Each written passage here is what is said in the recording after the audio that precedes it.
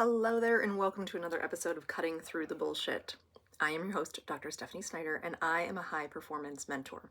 Through my unique blend of strategy, mindset, and intuition, I help men and women to cut through the BS in order to create the life and business they desire. So, today we're going to talk about time versus timing. And I'm starting to realize why this was the first thing that I healed in terms of my own personal life. Obsessed with time, right? Like, time is a very masculine thing. You think of Father Time.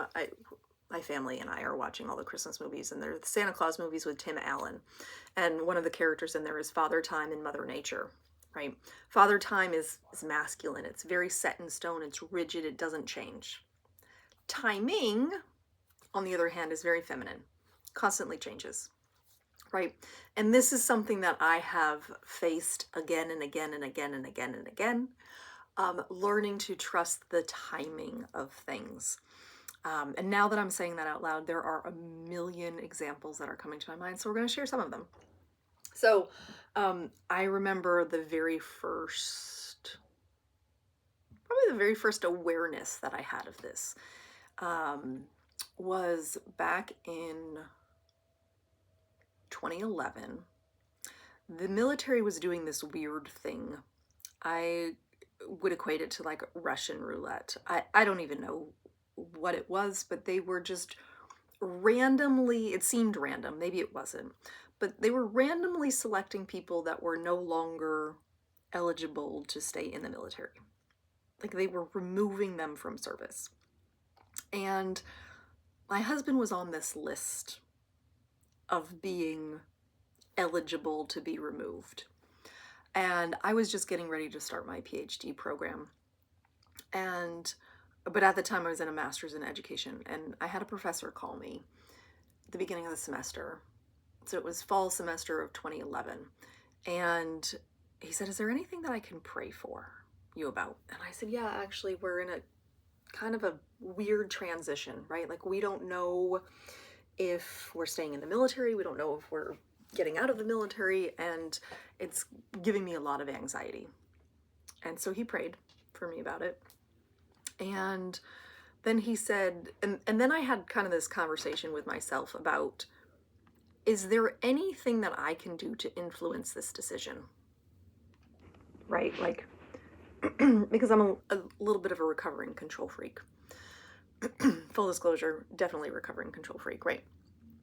So I had a conversation with myself. Is there anything I can actually do to influence this outcome? And the truth was, there was absolutely nothing I could do.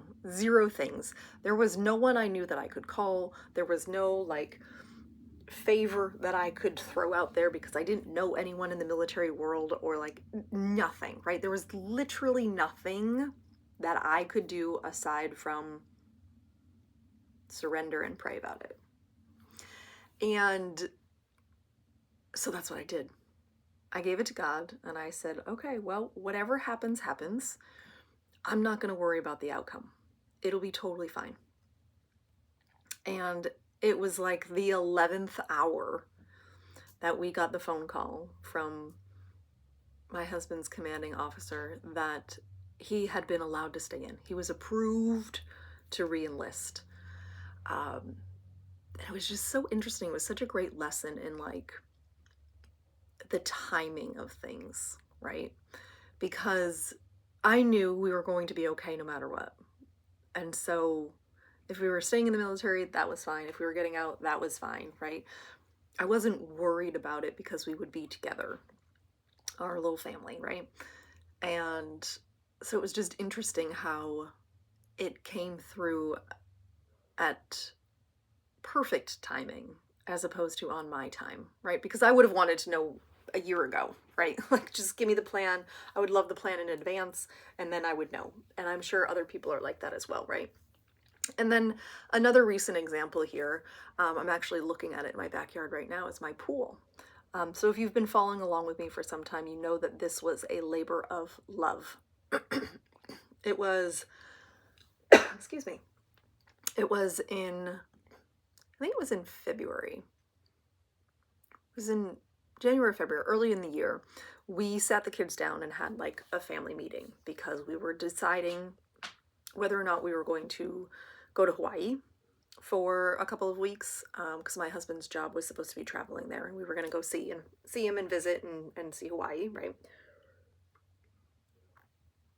But as we started to do the math, we realized that this trip would be quite pricey, and so we said, my husband and I had discussed it and said, hey, do we want to do a pool or Hawaii? And we decided to just leave it up to the kids. So we sat everybody down and said, okay, are we going to go to Hawaii or do we want to get a pool? And we've been talking about a pool for years. We didn't do it because while my husband was in the military, there was always a chance we would be stationed somewhere else. And why would you sink $60,000 into the backyard when you're going to move, right? That didn't make sense to us financially. So we just didn't do it. And now that we're here and we're going to be here for a while, we decided to have that conversation. And so I'm sure you can guess at this point, the kids decided on a pool.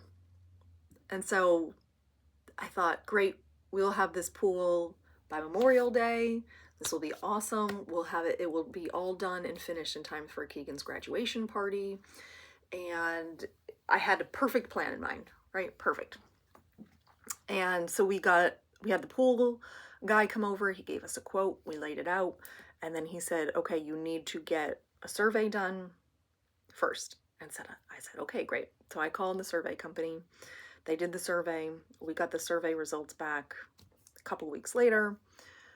I sent them over to the pool guy. I said, cool, this is what it looks like. What's our date for install? And he looked at the picture and he goes, no, you're not getting a pool. And I said, what do you mean I'm not getting a pool? And he said, well, you have this thing called an open space easement in your entire backyard. So you are not getting a pool. And I was like, well, see, here's the thing. I want a pool. And there are pools in my neighborhood. So what do I need to do? He said, well, you need to go to the city. So I went to the city, hoping that this was just going to be a quick little form that I had to fill out, and then we would be on our merry way, right? That was how I went in with it. But I also went in with the intention of, it's all working out in my favor. How would I respond if this was all working out in my favor? And I just kind of anchored that in. And so I went in to the city office and they said, oh no, we can't do anything with this. We cannot give you a permit to put a pool back there. You're going to have to speak to so-and-so. And so I left and I called so-and-so crying, left a message. It probably sounded really pathetic, but it was fine. I was very upset. And he said, well, let me look at this. I said, all right. So he looked at it and he said, well, there is a house in your court who also put in a pool, and it looks like they just had to, jump through some hoops essentially.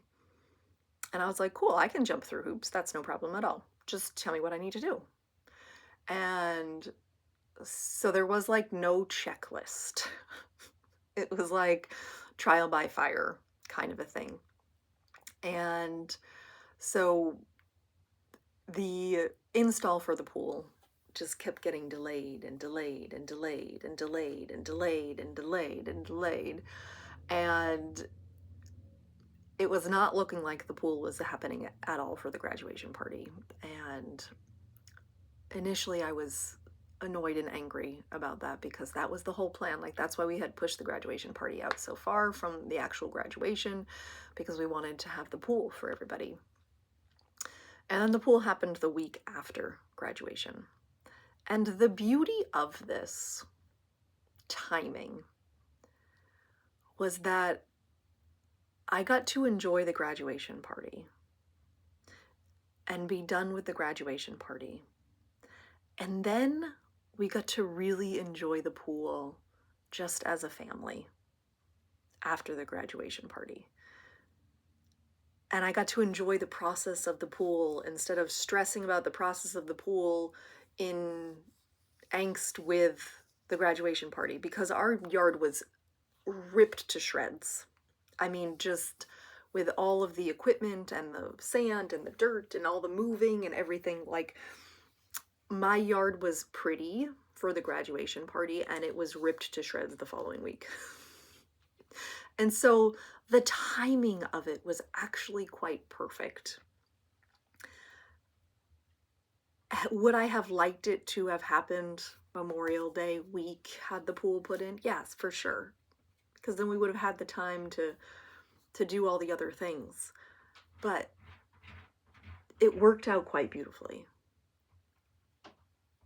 And when you can relax into the timing of things, you actually get to experience a whole bunch of miracles, because you're not trying to strong arm your way into something that you want. Because life can change in an instant. And that's kind of the beauty of it.